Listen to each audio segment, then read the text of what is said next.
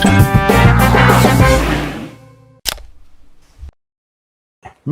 मैं प्रोफेसर अखिल स्वामी साहब, अब आपके पास, आप तो गुरु हैं, तो गुरु जी के पास ये आ रहे हैं जो शुभांशु जी कह रहे हैं आरएनडी की बात।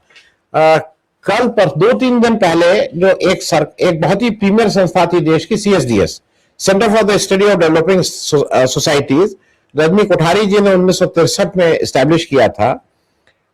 परसों आया है कि सरकार ने उसका अनुदान करीब करीब बंद कर दिया है, क्योंकि उसमें एक संजय कुमार काम करते हैं, उन्होंने एक कोई रिपोर्ट ऐसी कर दी थी जो रिपोर्ट सरकार को अच्छी नहीं लगी।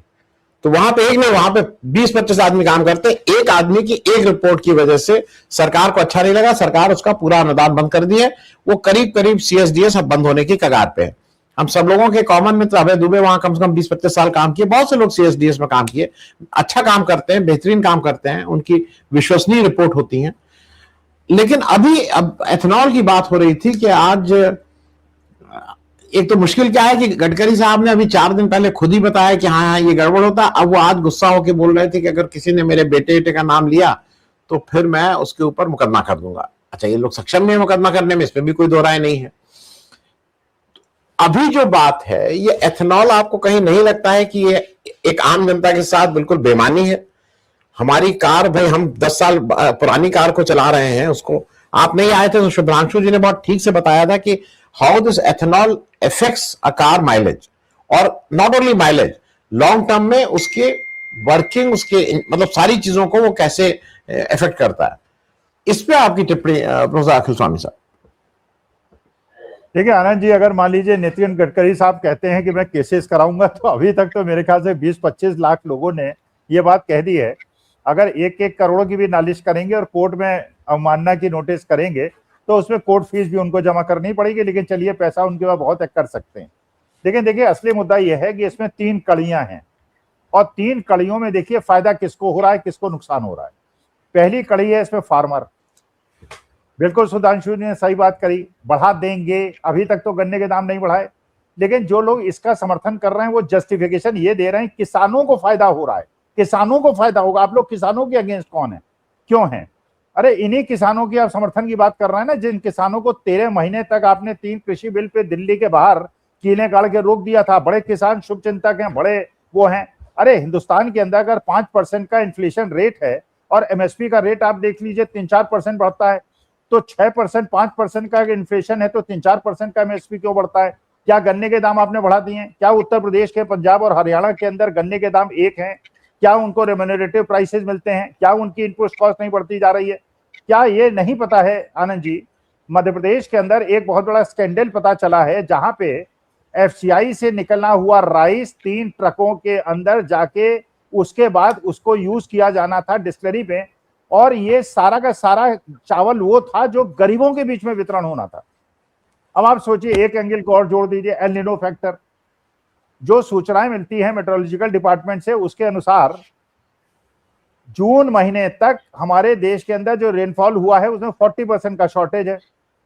चलिए अभी 2-3 दिन बारिश हुई है, लेकिन ये बताया जा रहा है, वही लोग ये कह रहे हैं लिनो की वजह से जुलाई में बारिश कम होगी। अगर मान लीजिए ऐसा हो गया और आपके यहाँ देश के अंदर अगर ये अन्न उत्पादन कम हो गया और उसके बाद आपने सारा का सारा जो चावल है और मक्का है और सारी चीजें हैं उसको एथेनॉल बनाने में लगा दिया, तो हमारे देश के अंदर जो आप कहते हैं कि हमारे देश में आप बहुत बड़ा काम करते हैं, 80 करोड़ लोगों को 5 किलो मुफ्त अनाज देते हैं, वो अनाज कहां से आएगा? सारा अनाज एथेनॉल बना के फायदा, तो इसका मतलब किसान को तो फायदा हो नहीं रहा।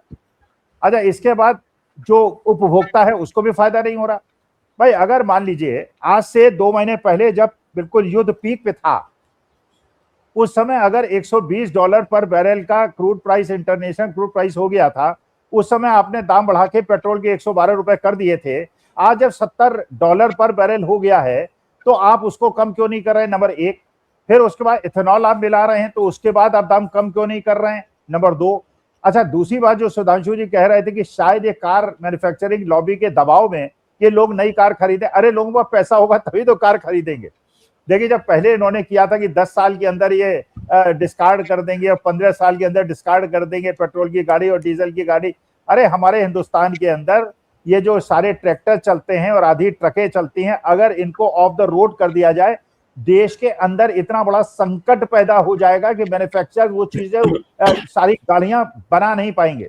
देखिए, असल ये अर्थव्यवस्था को अगर आप बर्बाद करना चाहते हैं, और इसमें ठीक है नितिन गडकरी साहब ने धमकी दे दी है कि वो मुकदमे करेंगे, अवमानना के नोटिस देंगे, लेकिन मेरे ख्याल से इतना ज्यादा ऑलरेडी, और जितना ये धमकी देने के बाद तो मेरे ख्याल से, अच्छा वो तहसीन पूनावाला को आप देखिए, वो जंतर मंतर में जाके जो जस्टिफिकेशन दे रहे हैं, जो हल्द्वानी के ब्लॉगर हैं जो बहुत बढ़िया उनका अपना यूट्यूब चैनल है, वो कह रहे हैं मेरे पास एक मर्सिडीज गाड़ी है जो 15 का एवरेज देती थी, वो घट के 12 हो गया, फिर 7 हो गया, अब मुझे लग रहा है 1-2 महीने के अंदर 5 का हो जाएगा, और अगर ये खराब हो गई तो मुझे दिल्ली भेजना पड़ेगा, कितने लाखों रुपए खर्च होंगे।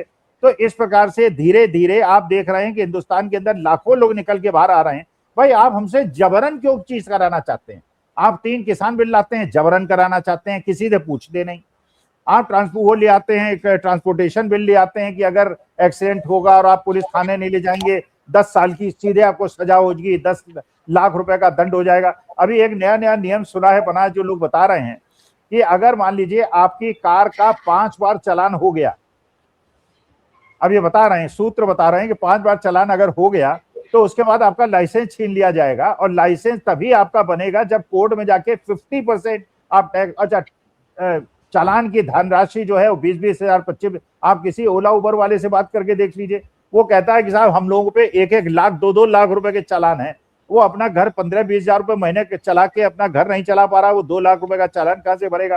तो देखिए सीधी सी बात है, ये होता है कि अगर आप मूर्खतापूर्ण निर्णय लेते हैं, केवल अगर कार मैन्युफैक्चर लॉबी को भी फायदा पहुंचाने के लिए, डिस्टिलरी लॉबी को भी फायदा पहुंचाने के लिए कर रहा है, ultimately because customer matters, consumer matters.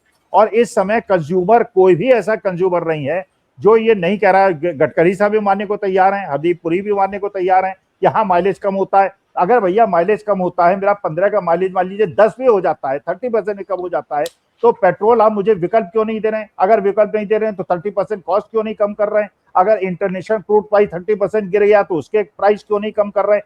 इसका माने आपने हमारे देश की जनता को लूटने का और मध्यम वर्ग और लोअर इनकम ग्रुप को लूटने का एक कार्यक्रम बनाया हुआ है, जो मंदिर चोरी से चालू हुआ है, राम जन्मभूमि से हुआ है, फिर महाकाल के अंदर हुआ है, फिर वृंदावन के अंदर हुआ है, और उसके बाद आप हम हर जगह से हमारे मांस को नोचने के लिए तैयार बैठे हैं। भैया हमारे पास पैसा होगा तभी तो हम देंगे, कहाँ कहाँ हमें लूटोगे, कहाँ कहाँ टोल में आप पैसा वसूल लेते हैं। अब वो ओला में मैं कल गया था एक जगह, आनंद जी, 500 रुपए उसको मिले, वो कहने लगे साहब इसमें 100 रुपए तो मेरा निकल जाएगा टोल में, 100 रुपए निकल जाएगा टैक्सेस में, 50 रुपए मेरे को देना पड़ेगा उबर को, 150 रुपए का मैंने इसमें सीएनजी डलवा लिया, 50-60 रुपए मेरे कुल मिला के बचते हैं। बताइए मैं पूरा अपने परिवार को कैसे चलाऊं?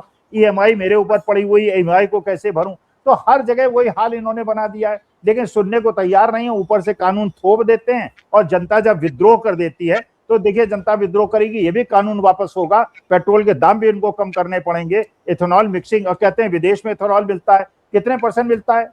फिर उसके बाद भैया जो इंजन जो उसको रिसीव कर रहा है, जो उसको चलाएगा, वो इंजन को आप टू द मार्क बनाओगे कि नहीं बनाओगे? या किसी भी पुरानी 25 साल गाड़ी, पुरानी गाड़ी में भी इथेनॉल भर दोगे? और जैसा मैकेनिक्स बता रहे हैं, जैसे पेट्रोल पंप के अंदर लोग बता रहे हैं, तो देखिए इस समय तो देश के अंदर ऊपर से ऐसे आदेश देकर और उसके बाद 1 साल के लिए आप एक्सपेरिमेंट करेंगे। अरे भारतीय जनता पार्टी के जितने भी कार्यकर्ता हैं आरएसएस और बीएसपी के, उनकी कारों में केवल लेबल लगा दीजिए, इसमें केवल इथेनॉल डाला जाए, लेकिन हमारे और जो देशभक्त लोग हैं और जो भगवान राम को प्यार करने वाले लोग हैं, उनकी गाड़ी में केवल पेट्रोल डालिए, भारतीय जनता पार्टी की गाड़ियों में केवल इथेनॉल डालिए।